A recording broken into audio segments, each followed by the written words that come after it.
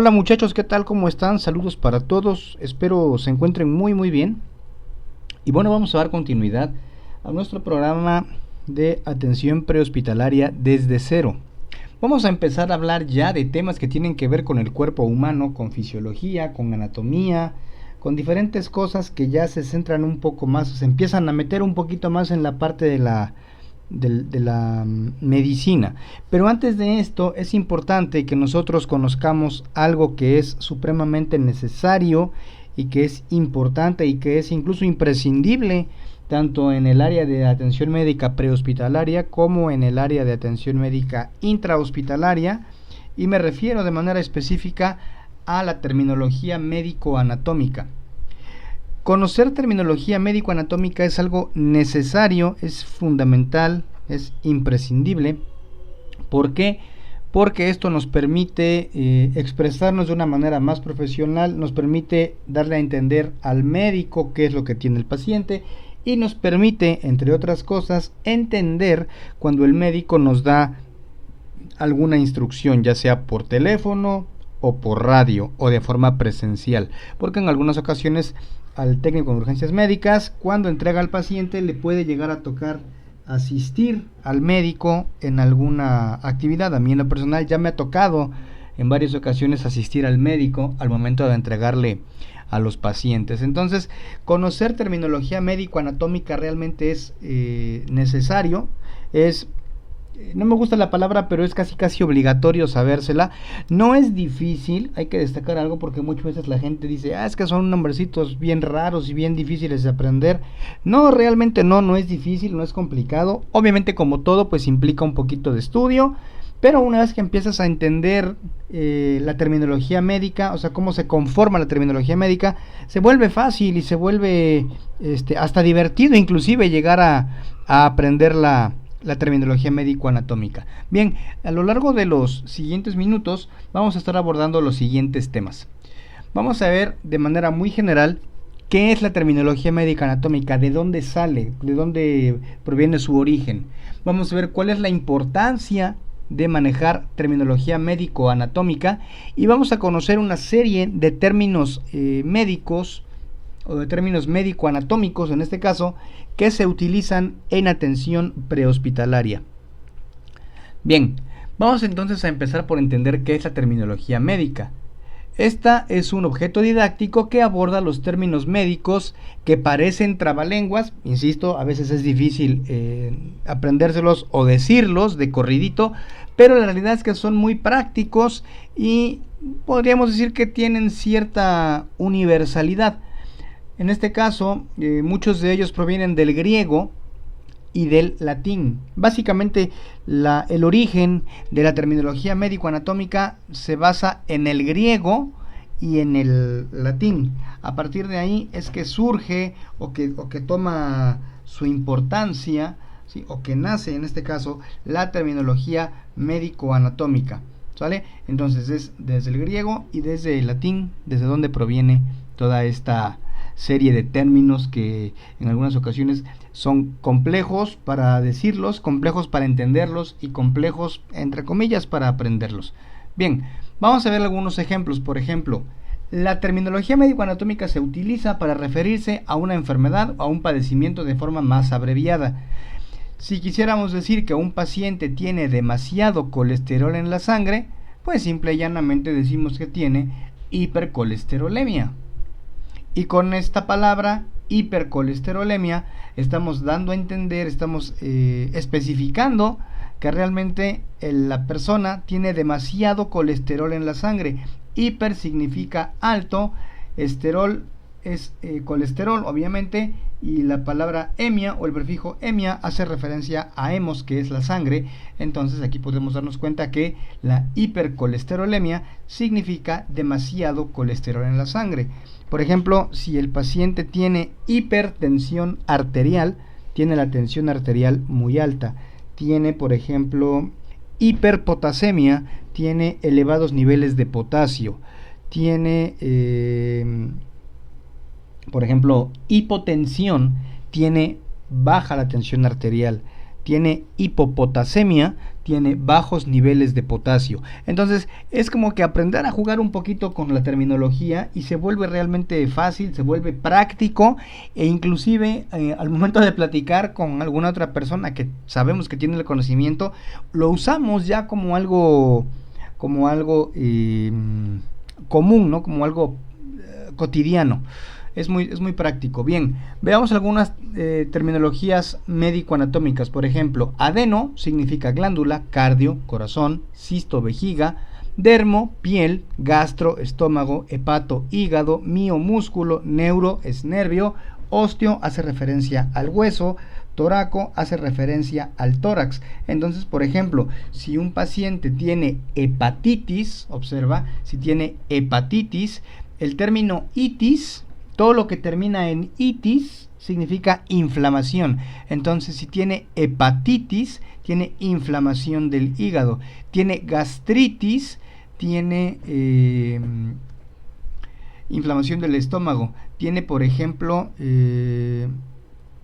pericarditis, tiene inflamación del pericardio. El pericardio es una membrana serosa que cubre el corazón. Entonces, se trata básicamente de ir jugando con la terminología e ir juntando las palabras, y esto pues nos va dando el resultado de lo que queremos decir. Veamos algunos otros. Por ejemplo, los prefijos a o an hacen referencia a la palabra de ausencia. Por ejemplo, tiene arritmia, ¿sí?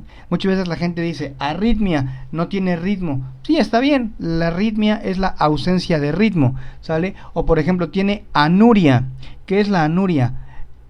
No hace pipí, ¿sale? Tenemos por ejemplo algia, que significa dolor. Por ejemplo, tiene mialgia, dolor de los músculos. Recuerden que mio es músculo, algia dolor, mialgia es dolor muscular. Angio es relativo a los vasos sanguíneos. Anti es contra, bi significa dos, dis significa dificultad. Por ejemplo, disnea es dificultad respiratoria. Eritro hace referencia a las células rojas o a los glóbulos rojos. Leuco hace referencia a las células blancas o a los glóbulos blancos. Gineco es relativo a la mujer. Hemi significa mitad. Por ejemplo, hemitórax izquierdo, hemitórax derecho. Hemi es mitad, ¿ok? Vamos a ver que, por ejemplo, brady significa lento. Vamos a suponer que la persona tiene bradicardia, ¿sí? O tiene bradipnea. Entonces, si es bradicardia, su frecuencia cardíaca está muy baja. Si es bradipnea, su frecuencia ventilatoria está muy baja. Cole significa bilis. Endo significa dentro. Epi significa sobre. Hipo significa bajo. Hiper significa arriba de. Histero significa útero. Oligo es reducido. Por ejemplo, si a una mujer le van a hacer histerectomía, el término tomía significa corte. Entonces histeros es útero, tomía corte. Entonces la histerectomía es el corte del útero, ¿no? Por ejemplo, por ponerte un contexto muy sencillo. Si tienes un paciente que tiene, por ejemplo, oliguria, oligos significa reducido, uria hace referencia a la orina, entonces es un bajo nivel de orina, un reducido nivel de orina, ¿no? Si tienes un paciente que tiene taquicardia, ¿sí? Aquí tenemos taqui. Si tenemos un paciente que tiene taquicardia, es que su corazón va sumamente rápido, está latiendo sumamente rápido. Si el paciente tiene, por ejemplo, taquipnea, está ventilando demasiado rápido. Entonces, ahí es donde, vuelvo y repito, se trata de jugar con la terminología para buscar dar a entender lo que nosotros queremos. Entonces, si tú te aprendes todos estos términos médicos que te estoy mostrando aquí, te va a resultar muy facilito empezar a juntar las palabras y empezar a articular lo que quieres decir, y se vuelven bastante práctico, bastante sencillo, y aparte da notoriedad de profesionalismo. ¿Por qué?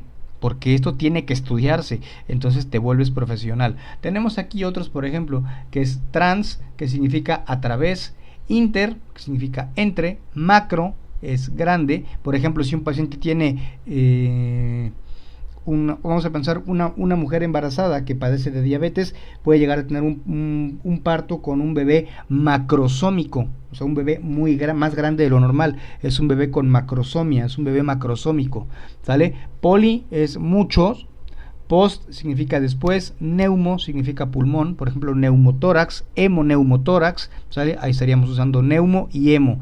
Hemo significa sangre y neumo significa aire o pulmón, ¿sale? Supra es por encima de, termo es temperatura, astenia es debilidad, el término astenia significa debilidad, ¿sale? Luego tenemos algunas abreviaturas que se usan mucho en el área de atención prehospitalaria, que es TA, es tensión arterial. Tenemos EPOC, que es enfermedad pulmonar obstructiva crónica. Esta es una enfermedad que padecen las personas que fuman. Tenemos RCP, que significa reanimación cardiopulmonar. Tenemos EVC, que es evento vascular cerebral, o lo puedes encontrar también como evento vasculocerebral. ¿Sí? También podría encontrarse como ACV, que es accidente cerebrovascular. Es lo mismo y esto se deriva en dos, isquémico y hemorrágico, pero eso vamos a verlo más adelante. Tenemos el término de DX, que significa diagnóstico, PX significa paciente, RX significa rayos X o radiografías, ¿sale? PRN es por razones necesarias, EKG es electrocardiograma o EKC es electrocardiograma también. FX significa fractura, ¿sí? Fractura de miembro superior o inferior o de lo que sea. FX es fractura de manera general. Tenemos UCI, que es unidad de cuidados intensivos. Tenemos IV, que es intravenoso, que es cuando colocamos líquidos parenterales. Tenemos CA, que significa cáncer. APH es atención prehospitalaria. TX, tratamiento. SX, síndrome. BX, biopsia. ¿Sale? Estos son algunos de los términos y abreviaturas más comúnmente utilizados en el rubro o en el medio de la atención médica prehospitalaria. Ahora bien, hay un deber por parte del estudiante. La terminología y abreviaturas médicas, en el caso del estudiante, debe recordarlas de memoria, debido a que a lo largo de su formación y posteriormente durante el tiempo que preste servicio, deberá utilizar la terminología médica como algo cotidiano. Recuerden que nosotros vamos a estar todo el tiempo en contacto con hospitales, con médicos, con enfermeras, con muchas personas que están dentro de los procesos de la salud. Entonces, necesitamos conocer sí o sí la terminología médico-anatómica para poder tener una comunicación fluida con ellas y para que vean también que somos personas que no estamos hechos al vapor. Hay muchos médicos que antes de ser médicos fueron técnicos en urgencias médicas y saben cómo se trabaja afuera, saben qué se tiene que hacer allá afuera arriba de una ambulancia, y cuando te toca trabajar con un médico o entregarle pacientes a un médico que fue técnico en urgencias médicas, es un tanto complejo. Y si a un médico con tal experiencia tú no le utilizas su lenguaje, es decir, no te expresas adecuadamente, correctamente con la terminología médico-anatómica adecuada, pues lógicamente este médico puede poner en tela de juicio lo que hayas hecho, aunque a lo mejor está bien hecho, lo puede poner en tela de juicio. Recordemos que hay muchos médicos muy especiales, hay muchos médicos que son muy buena onda, que te enseñan, que te explican, que te dicen, pero otros que no.